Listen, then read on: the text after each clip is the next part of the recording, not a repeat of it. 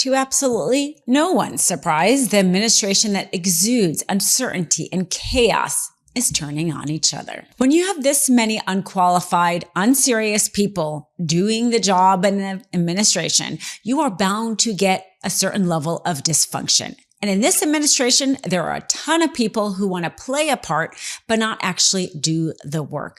Well, as it turns out, now 3 members of the Pentagon have been fired because of leaks. And this is being called an internal knife fight, not by some sort of liberal media, but by right-wing social media influencers. This is because these leaks are something the Trump administration, the Pentagon, Pete Hegseth cannot control. And who's going to win out at the Pentagon or any of the other many agencies that Trump pits people against each other? Who knows? But the knives are out and people are losing their jobs. This is the 3rd person leaving their job over leaks. First, we had the leak regarding the fact that Musk was going to be briefed in on plans regarding China, despite the fact that he has an obvious conflict of interest and that his businesses do a lot of work with China. Then there was the second leak regarding the Panama Canal and how Hegseth planned to send troops there. And then the third leak had to do with evidently a planned Israeli strike on Iran. And there was groups within the administration who either supported that, who did not support it. Specifically, the ones who did not support it was Tulsi Gabbard, Pete Hegseth, J.D. Vance. And then there were some within the administration who wanted it. Now, of course, the White House is denying all this. And the spokesperson has said that everybody in the administration is all on the same page when it comes to the foreign policy of this, planned strike. But there's somebody being fired for this leak. And this third person, the name of this person being fired for the leak was Colin Carroll. Colin Carroll, Chief of Staff to the Deputy Defense Secretary, Stephen Freiberg, was suspended a day after Dan Caldwell and Darren Selnick. Both of them also advisors to Hegseth. So the third person, Trump administration, they cannot control their leakers. And this is getting to the level as this, not a liberal, but right-wing person is calling an internal knife fight, all coming out. Where is it going to end? How many more leakers are there? How many more people are willing to stand up to do the right thing or to push back against Trump from within and continue to leak out information to protect us? Because the information about Musk getting briefed in on something as sensitive as China, the idea of us sending troops to Panama, both hugely critical information the American public were to receive, and actually put a stop to Musk getting that information. So people within the Pentagon doing the right thing and Trump trying to seal those leaks any way he can. There's been some public sparring between Elon Musk and the president's trade advisor, Peter Navarro, on some of these tariffs. Musk actually referred to Navarro today as being, quote, dumber than a sack of bricks. Are you at all, or is the administration, the president, all concerned that this is maybe impacting the public's understanding of these tariffs? It might be messing with the message on it? No, look, these are obviously two individuals who have very different views on trade and on tariffs. Boys will be boys, and we will let their public sparring continue. And you guys should all be very grateful that we have the most transparent administration in history.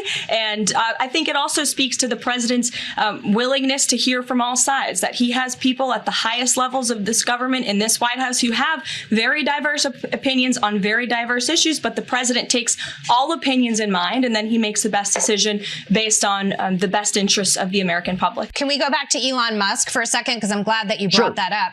He also took a shot at you personally on X, and he's going against the administration with respect to the tariff policy. The president has said in the coming months he may leave the administration. Peter, is there a rift internally?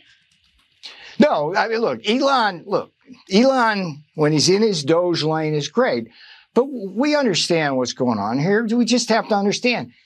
Elon sells cars, and he's in Texas assembling cars that have big parts of that car from Mexico, China. The batteries come from Japan or China. The electronics come from Taiwan. And he's simply protecting his own interests, as any business person would do. We're more concerned about Detroit building Cadillacs with American engines. And that's what this is all about. So it's fine. There's no riff here. The very public dispute between Trump's trade policy on tariffs, Peter Navarro, and Elon Musk is spilling out to the rest of us in real time. No leak required. They are both going out in public, disparaging each other. We'll see which man is left standing. But basically, here's the issue. As we know, Navarro is behind Trump's tariffs, which is tanking the economy. And as Elon Musk's products are going to be tariffed, especially Tesla, he doesn't like it. And instead of maybe just trying to talk about this or try to convince him, he calls Peter Navarro a moron. Evidently, this is the best argument a MAGA could come up with. I mean, couldn't he have had a more persuasive argument? Either way, it's a good thing for these two men who are helping prop up Trump to fight each other and help this crumble from within, because the number of unlawful things this Trump administration is doing is getting really scary. And we, from the outside, could use some help from the inside. So basically what Navarro did, he went out in public and said how Tesla, should be manufacturing more of their parts here in the United States instead of importing them from China and Japan. And of course, Musk comes back and says that he's a moron. But the fact is Musk doesn't like Trump's tariff policy. It hurts his business. He's not the only Republican who's coming out against Trump with his tariff policy. We also see the lawsuit in Pensacola, Florida, brought by the Simplified business, but actually funded by the Koch brothers organization that they founded, trying to say that the Trump's use of tariffs is unconstitutional, that only Congress has the power to impose tariffs. And so Trump's unconstitutional. Trump is starting to get this from many different angles. Of course, Joe Biden was the last president. Donald Trump is the current president. Donald Trump wants to say, don't blame me if you're upset with the state of the economy. Blame the other guy. I don't think Americans are buying what he's selling at this particular point, at least anymore. More responsible for the economic state. They asked about inflation back in March. Look at this. 38% said Joe Biden. 34% said Donald Trump. But look at where we are this month when they asked about the general state of the economy. Look at how much higher the Trump number is. 54%. The Joe Biden percentage drops through the floor at 21%. So this idea that Donald Trump will try to sell to the American public, is trying to sell to the American public, is that it's the other guy. It's not me. It's that other guy, that old guy, Joe Biden. No longer is this being the American public is no longer buying this set of arguments like they were back in March. And then, of course, you have consumer sentiment, which has gone way down. People, Americans, are really not hopeful about our economy. They're going to start spending less money.